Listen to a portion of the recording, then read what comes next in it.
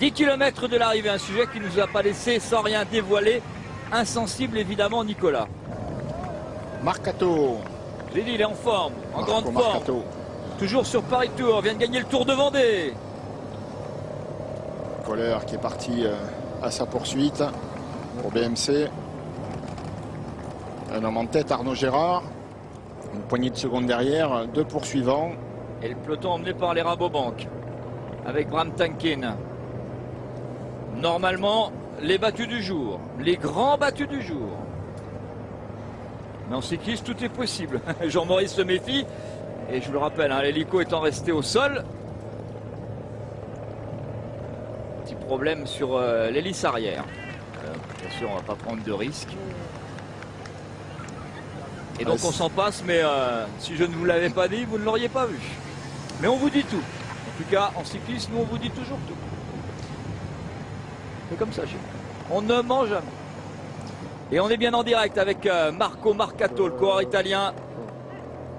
Dans sa roue, Marcus Burkhardt, le coureur de l'équipe BMC. Greg Van Avermaet, pardon, excusez-moi. Il y a un peu le même profil vu de loin. À l'arrivée, c'est pas tout à fait la même chose parce que vous l'emmenez dans votre roue, lui, c'est pas facile à déloger. Parce que Greg, ancien footballeur, ancien gardien de but, il a failli passer professionnel. Et donc monté tard sur un vélo, il avait 18-19 ans. Parce qu'on ne lui faisait pas confiance dans la cage. Donc du coup, l'oiseau s'est envolé, à vélo qui plus est. Et on sait qu'au sprint, Greg Van Avermaet va vite. Oui, oui, c'est pas une très bonne nouvelle pour Arnaud Gérard. 2 coureurs de ce calibre-là, en forme en fin de saison, qui l'ont en point de mire. L'écart s'est réduit de 10 secondes. Ils vont probablement pouvoir revenir au contact du coureur de la FDJ. Enfin, Arnaud Gérard a une belle pointe de vitesse aussi. Hein. C'est un garçon qui va très vite au sprint, surtout dans un sprint un peu particulier. Alors il y a 2 sortes de sprints. Les sprints massifs où là il faut vraiment être un équilibriste. C'est vraiment réservé à une certaine catégorie de coureurs dont vous faisiez à votre époque partie, Laurent Jalabert. Et puis ça permet de gagner beaucoup de courses. Ce fut votre cas, pas seulement en sprinter d'ailleurs. Ce qui fait qu'avec combien, 134, 138, 150, 134, 138, 138, le chiffre exact. Répertorié, officialisé. Et puis il y a les sprinters, les gens qui savent bien sprinter quand on fait un sprint en petits groupes, à 3 ou 4, à 5 ou 6, à 7 ou 8. C'est aussi un art hein, de terminer, de savoir gagner quand on est 2 ou 3, c'est un art. Oui, c'est surtout qu'il faut aussi savoir garder son sang-froid et prendre la bonne décision au moment où le plus juste. C'est pas toujours aussi évident.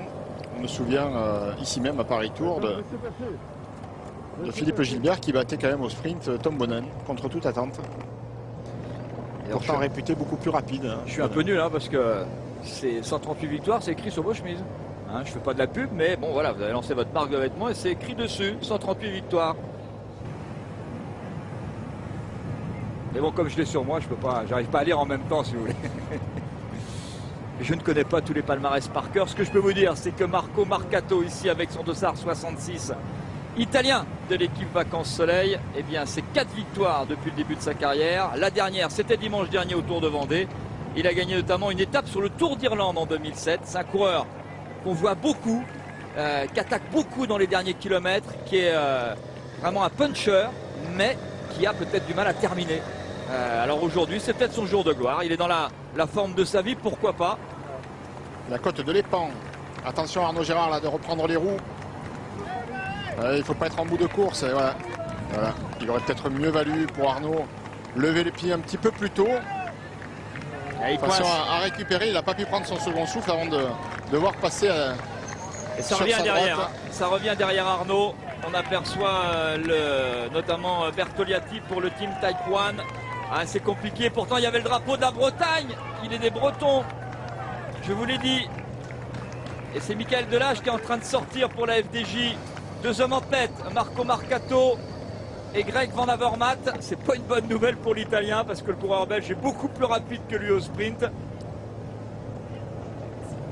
Cette équipe BMC dirigée par John Lelang qui est venu en force hein, avec notamment son prodige Taylor Finney, coureur américain. C'est un spécialiste du contre-la-montre. Avec Martin Kohler, avec Alessandro Ballan, ancien champion du monde, Michael Delage qui est revenu sur Arnaud Gérard. Les 2 coureurs de la FDJ sont là.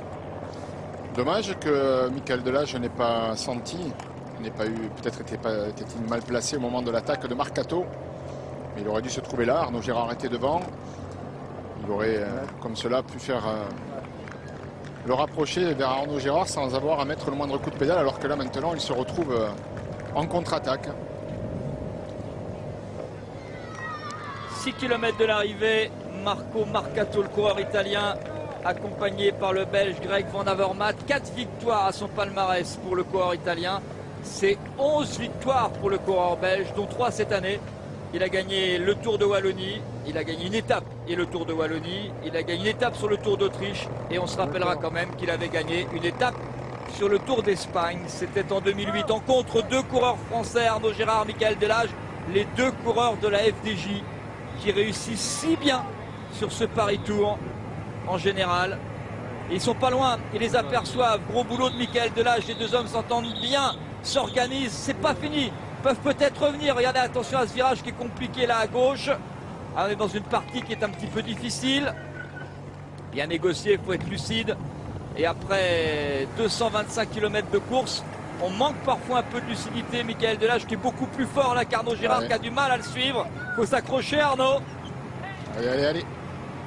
Ils peuvent revenir, ce serait intéressant parce qu'effectivement, finir à 4 avec 2 coureurs de la même équipe, ça peut donner une vraie stratégie, même si pour moi, indiscutablement, Greg Van Avermaet est le plus rapide de ceux qui sont à l'avant, d'autant que le reste de la troupe n'est pas loin, n'est pas très loin. Voilà la situation en tête de course, les 2 de devant, les 2 en contre. On se retourne du côté de Michael Delage pour voir où est le peloton. Il est juste derrière avec Nicolas G.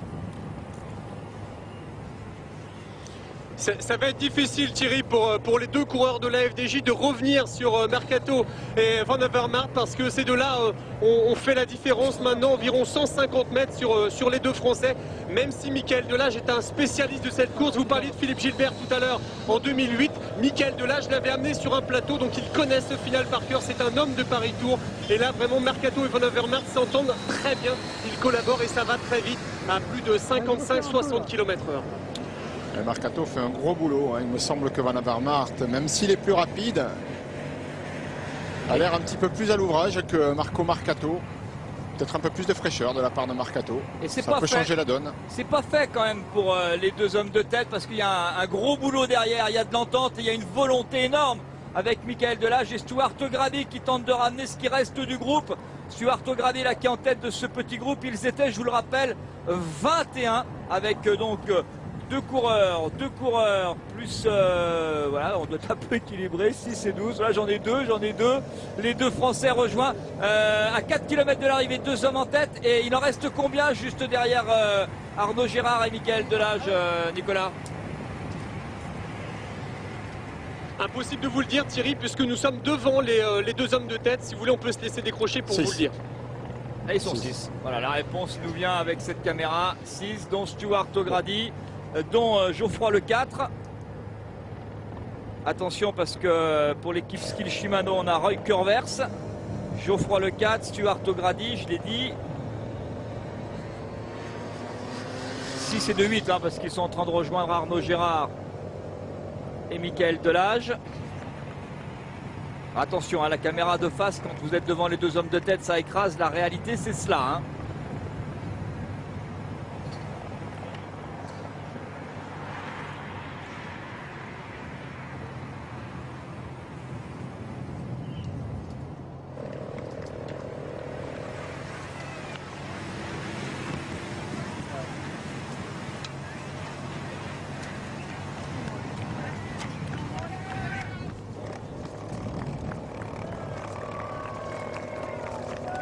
Ils se sont un petit peu écrasés là, les 2 coureurs de la FDJ, dommage.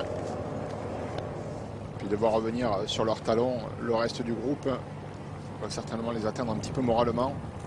3 km pardon, encore à parcourir. Là, le Baudrogui est là, Stuart O'Grady, Klostergaard.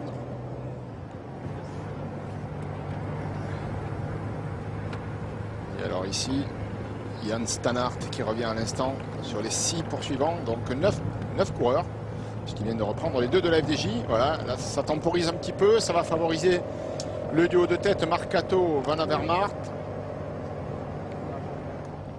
tout cas, il y en a un qui aura fait un sacré numéro aujourd'hui.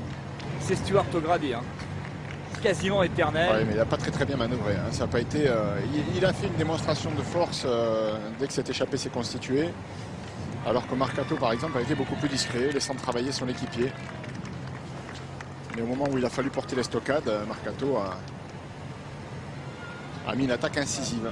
2 km de l'arrivée pour le duo Greg Van Avermaet, Marco Marcato. Marcato, grand animateur des courses, puisqu'il a terminé cette année, je prends un exemple, hein, sur 2011, 8 fois sur un podium. Mais il a du mal à gagner. Il est rentré quand même 30 fois dans les 10 premiers d'une grande course. Cette année, hein, c'est toujours là, toujours à l'attaque, toujours à l'avant, toujours omniprésent, mais il a un petit peu de mal à gagner ça. Ça ne s'invente pas. Comme on dit, la mettre au fond, ça ne s'invente pas. On l'a en soi ou on l'a pas. Oui, mais il est en confiance là, Marcato. Il vient de remporter une belle victoire. Et ça joue beaucoup hein, à l'approche d'un final comme celui-là. On l'évoquait tout à l'heure, hein, savoir prendre la bonne décision, c'est pas toujours évident. Van Avermaet doit avoir peut-être davantage de pression en ce moment parce que justement lui se cherche un petit peu. Il marche fort en fin de saison, mais ça fait un peu plus longtemps que Marcato qui n'a pas gagné de course. Et si les deux se regardent dans le dernier kilomètre, ça peut profiter à l'un de ces hommes. Ouais, là c'est Kasper Klostergaard Larsen, le Danois de l'équipe Saxo Bank, qui est parti. Mais on est au kilomètre. Voici donc ce nouveau final. Et il n'y aura pas cette longue avenue de Grammont. On l'avait dit, ce sera plus compliqué aujourd'hui pour arriver au sprint. C'est confirmé par les faits. Et le bras de fer, alors ça va forcément être un soulagement pour certains, mais le bras de fer va commencer entre Marco Marcato et Greg Van Avermaet. La dernière victoire belge, bien sûr, ici à Paris-Tours. 2009, Philippe Gilbert, la dernière victoire italienne. 2007, Alessandro Petacchi, alors qu'il est juste derrière Klostergaard, le Danois. Et le groupe de 8 avec Arnaud Gérard et Michael Delage au kilomètre. Grand battu du jour. Marcato se retourne. Voici ce nouveau final. C'est 600 mètres qu'il reste sur l'avenue de Grammont. Les flashs crépitent. Le public est là qui attend. Regardez cette nouvelle arrivée. Ça va se faire entre Marco Marcato, Greg Van Avermaet, le coureur de la BMC. Bien placé, en bon finisseur qu'il est, en grand sprinter aux 300 mètres. Sûr de lui, Marcato va forcément être obligé de se découvrir. Et Greg Van Avermaet attend pour le contrer. L'attaque de Marcato, la puissance du Belge. Greg Van Avermaet qui ne va pas laisser la moindre chance à Marco Marcato qui en plus a une crampe à la jambe gauche. Victoire de Greg Van Avermaet. Marco Marcato, le coureur italien, battu, déçu, pris de crampe dans la ligne d'arrivée, va terminer deuxième. Pour la troisième place, c'est Kasper Klostergaard Larsen, le Danois. Yann Stannard est là et Laszlo Podrogi termine cinquième, le coureur français pour le Team Taekwon, alors que Arnaud Gérard doit prendre, je pense, la 6e place.